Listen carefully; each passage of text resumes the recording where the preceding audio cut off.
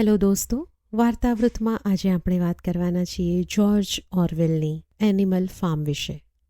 આ નવલકથા હકીકતમાં રશિયન ક્રાંતિ પર એક કટાક્ષ છે. સત્તા જ્યારે ખોટા હાથમાં જાય છે ત્યારે ક્રાંતિનો હેતુ મરી જાય છે અને લોકશાહી ફરીથી સરમુખત્યારશાહીમાં બદલાઈ જાય છે. તે આખી વાત આ નવલકથામાં ખૂબ જ સચોટતાથી રજૂ કરાઈ છે. પ્રકરણ 1, ક્રાંતિનો પાયો.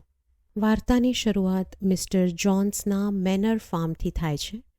એક રાત્રે જ્યારે મિસ્ટર જોન્સ દારૂ પીને સૂઈ જાય છે ત્યારે ખેતરનો સૌથી વૃદ્ધ અને સન્માનનીય ડુક્કર ઓલ્ડ મેજર બધા પ્રાણીઓની એક ગુપ્ત સભા બોલાવે છે. તે ખેતરના મોટા કોઠારમાં ભેગા થાય છે.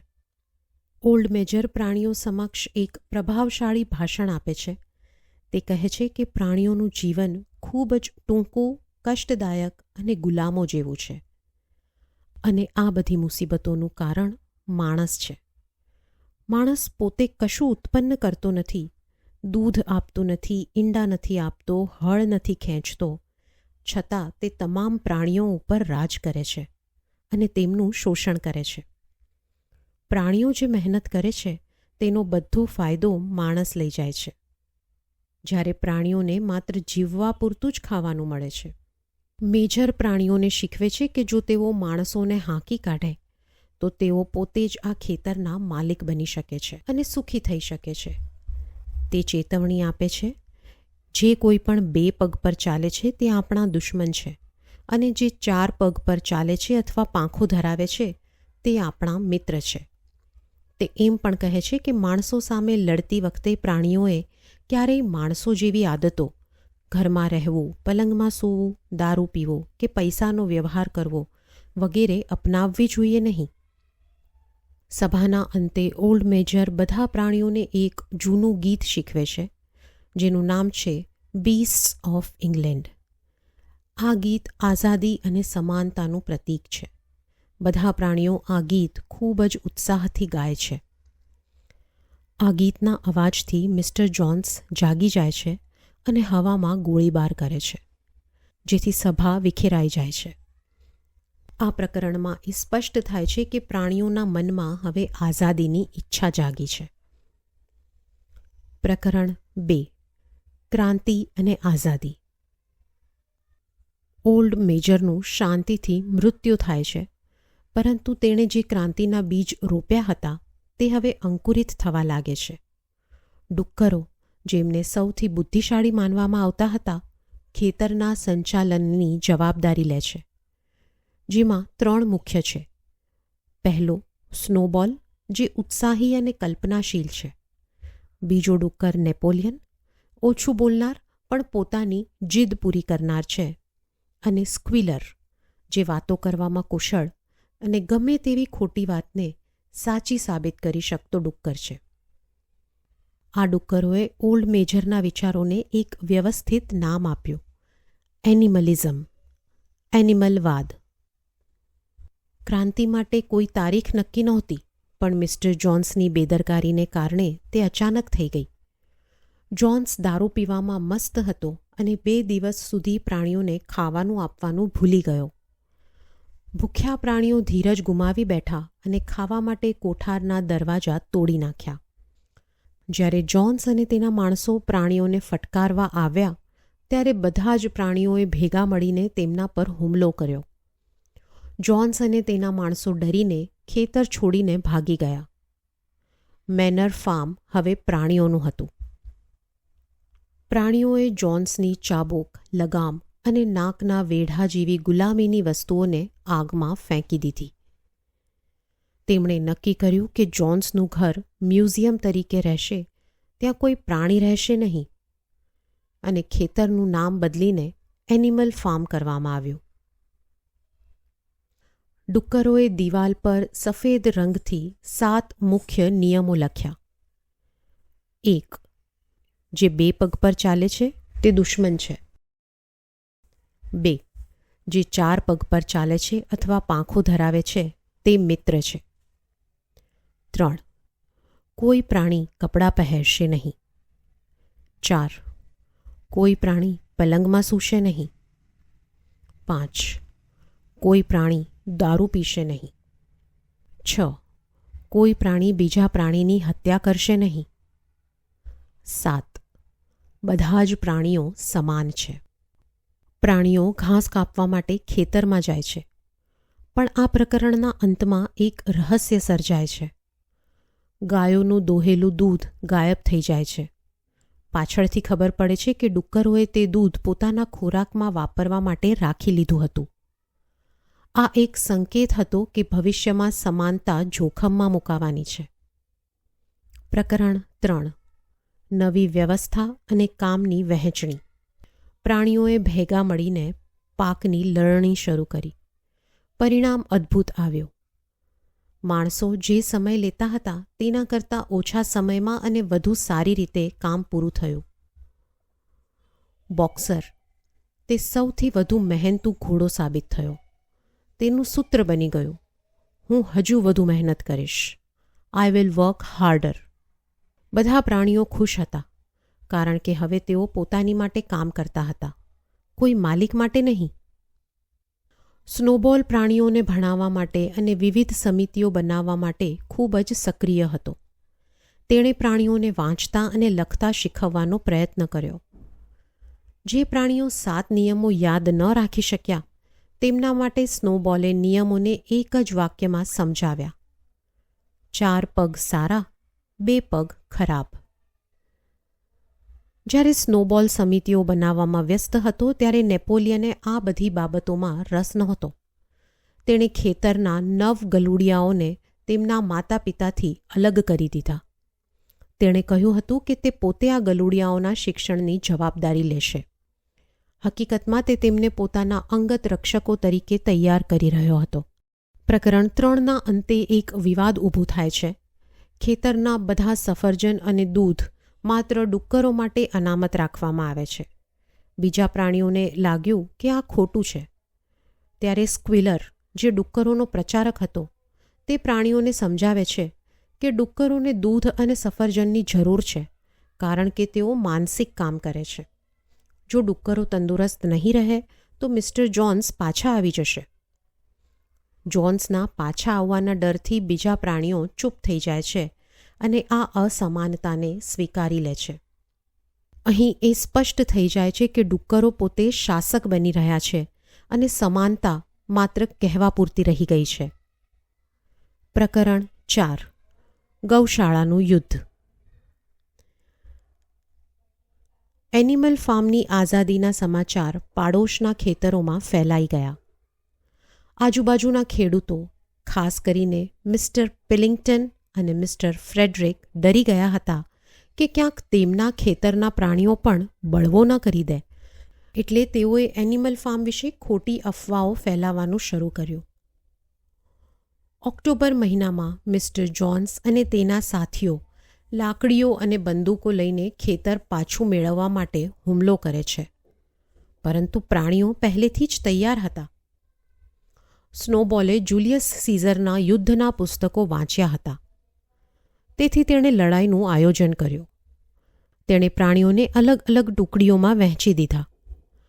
પહેલાં નાના પ્રાણીઓએ હુમલો કર્યો અને પછી પીછેહટ કરવાનું નાટક કર્યું, જેથી માણસો ખેતરની અંદર સુધી આવી જાય. તક મળતાં જ બધા મોટા પ્રાણીઓએ એક સાથે હુમલો કર્યો. સ્નોબોલ પોતે મિસ્ટર જોન્સની સામે ધસી ગયો અને ઘાયલ પણ થયો. બોક્સર ઘોડાએ એક માણસને જોરથી લાત મારી, જેનાથી તે બેભાન થઈ ગયો. માણસો ગભરાઈને ખેતર છોડીને ભાગી ગયા. આ રીતે પ્રાણીઓએ બીજી વાર પોતાની આઝાદી સાબિત કરી. આ જીત પછી 2 ચંદ્રકો જાહેર કરવામાં આવ્યા, એનિમલ હીરો અને ફર્સ્ટ ક્લાસ, જે સ્નોબોલ અને બોક્સરને આપવામાં આવ્યા. આ લડાઈને ગૌશાળાનું યુદ્ધ નામ આપવામાં આવ્યું. મિસ્ટર જોન્સની બંદૂક, જે યુદ્ધના મેદાનમાં પડી ગઈ હતી, તેને વિજયના પ્રતીક તરીકે સાચવી રાખવામાં આવી.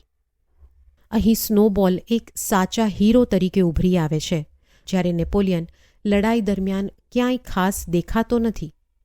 આ ઘટના આગળ જતા બંને વચ્ચેની દુશ્મનીનું મોટું કારણ બને છે. પ્રકરણ 5. સ્નોબોલની હકાલપટ્ટી અને પવનચક્કીનો વિવાદ. શરૂઆતમાં મોલી, જે એક સુંદર સફેદ ઘોડી હતી, તે ખેતર છોડીને ભાગી જાય છે. તેને આઝાદી કરતાં માણસો દ્વારા મળતી ખાંડ અને માથામાં પહેરવાની રિબન વધુ ગમતી હતી. આ દર્શાવે છે કે બધા પ્રાણીઓ ક્રાંતિ માટે સમર્પિત નહોતા. સ્નોબોલ અને નેપોલિયન વચ્ચે સતત ઝઘડા થતા હતા. સ્નોબોલ ખેતરમાં એક પવનચક્કી બનાવવા માંગતો હતો, જેથી વીજળી ઉત્પન્ન થાય અને પ્રાણીઓની મહેનત ઓછી થાય. સ્નોબોલ ટેકનોલોજી અને પ્રગતિમાં માનતો હતો. નેપોલિયન પવનચક્કીનો વિરોધ કરતો હતો. તેણે સ્નોબોલના નકશા પર પેશાબ કરીને પોતાનો વિરોધ નોંધાવ્યો. જ્યારે પવનચક્કીના પ્રોજેક્ટ પર મતદાન કરવાનો સમય આવ્યો, ત્યારે સ્નોબોલે ખૂબ જ પ્રભાવશાળી ભાષણ આપ્યું. બધા પ્રાણીઓ તેની વાતથી સહમત થવાના જ હતા. ત્યાં જ નેપોલિયને એક વિચિત્ર અવાજ કર્યો. તરત જ પેલા 9 ભયાનક કૂતરા, જેણે નેપોલિયને છુપી રીતે ટ્રેન કર્યા હતા, તે ધસી આવ્યા અને સ્નોબોલ પર હુમલો કર્યો. સ્નોબોલ માંડ માંડ જીવ બચાવીને ખેતરની બહાર ભાગી ગયો. તે ફરી ક્યારેય પાછો ન આવ્યો. સ્નોબોલના ગયા પછી નેપોલિયને તરત જ મોટા ફેરફારો કર્યા. હવેથી કોઈ રવિવારી સભા થશે નહીં અને કોઈ મતદાન થશે નહીં. બધા નિર્ણયો ડુક્કરોની એક ખાસ સમિતિ લેશે, જેના અધ્યક્ષ નેપોલિયન પોતે હશે. આશ્ચર્યની વાત એ હતી કે થોડા દિવસો પછી નેપોલિયને જાહેર કર્યું કે પવનચક્કી તો બનશે જ. સ્ક્વિલરે જૂઠું બોલતા કહ્યું કે પવનચક્કીનો વિચાર તો ખરેખર નેપોલિયનનો જ હતો. સ્નોબોલે તો તે ચોર્યો હતો. આ પ્રકરણમાં ફોર્સ એન્ડ ફિયર, બળ અને ડરથી શાસન ચાલશે.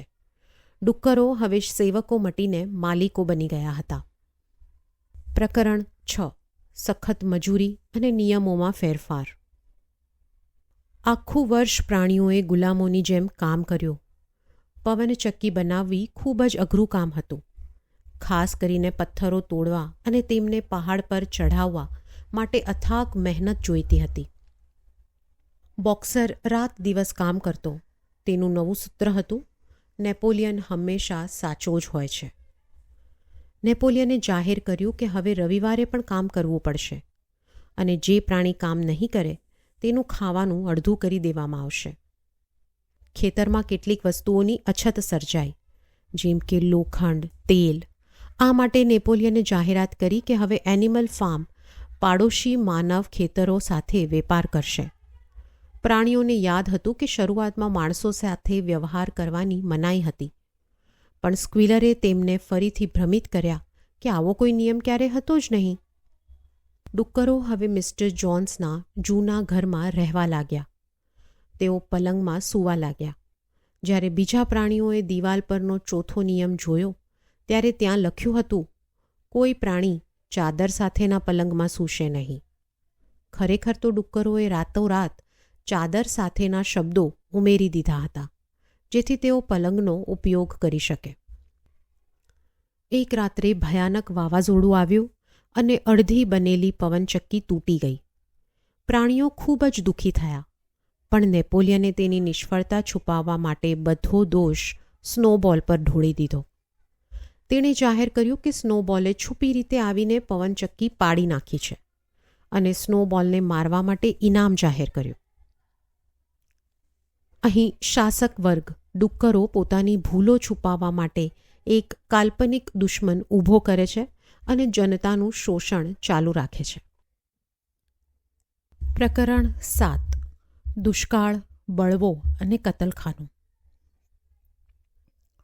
આ પ્રકરણમાં નેપોલિયનનો અસલી ક્રૂર ચહેરો સામે આવે છે. ખેતરમાં શિયાળો ખૂબ જ કપરો રહ્યો.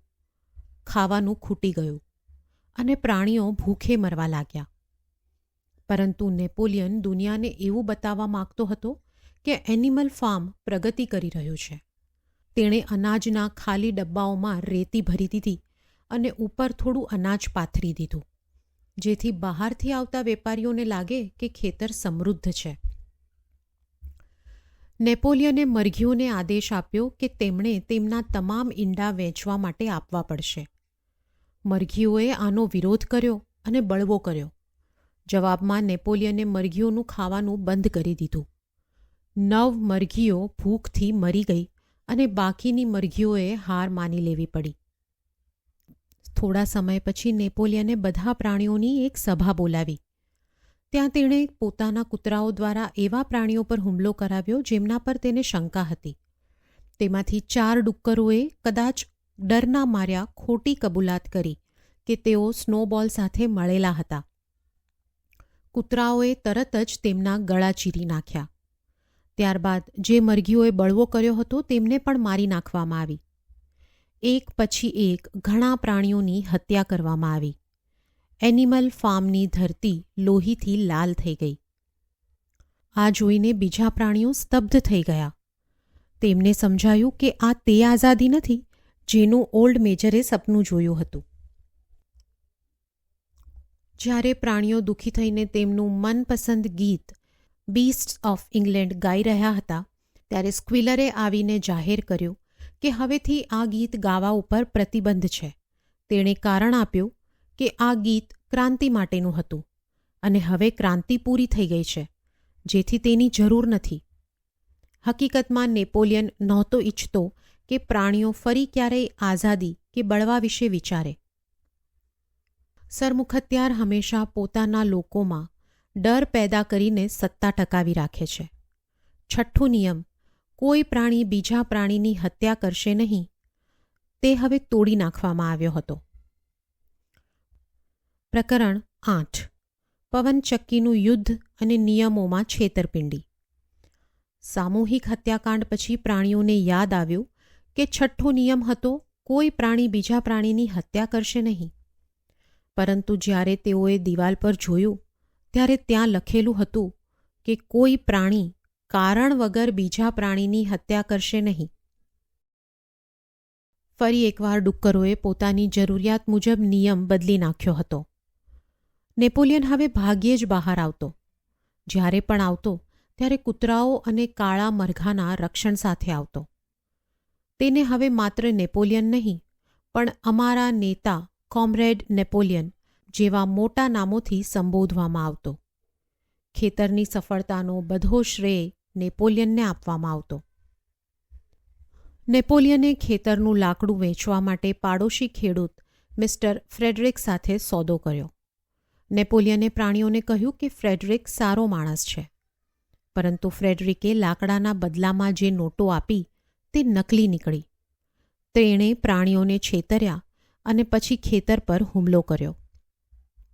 ફ્રેડરિક અને તેના હથિયારધારી માણસોએ ખેતર પર ચડાઈ કરી. આ વખતે માણસો પાસે બંદૂકો હતી. સૌથી મોટો આઘાત ત્યારે લાગ્યો જ્યારે માણસોએ પવનચક્કીને વિસ્ફોટકથી ઉડાવી દીધી. પ્રાણીઓ ક્રોધે ભરાયા અને જીવના જોખમે માણસો ઉપર તૂટી પડ્યા. અંતે માણસોને ભગાડી દીધા, પણ ઘણા પ્રાણીઓ માર્યા ગયા અને બોક્સર ગંભીર રીતે ઘાયલ થયો.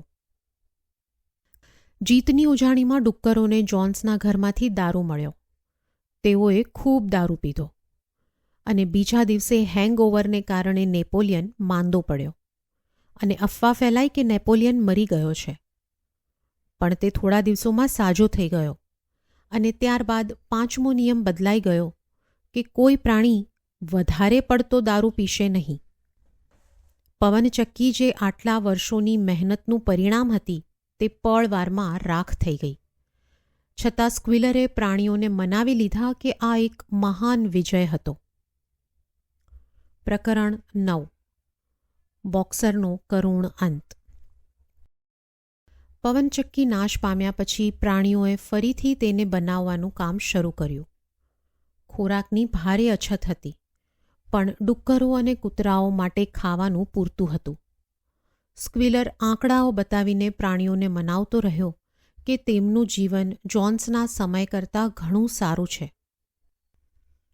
બોક્સર ઘોડો હવે ઘરડો અને નબળો પડી ગયો હતો.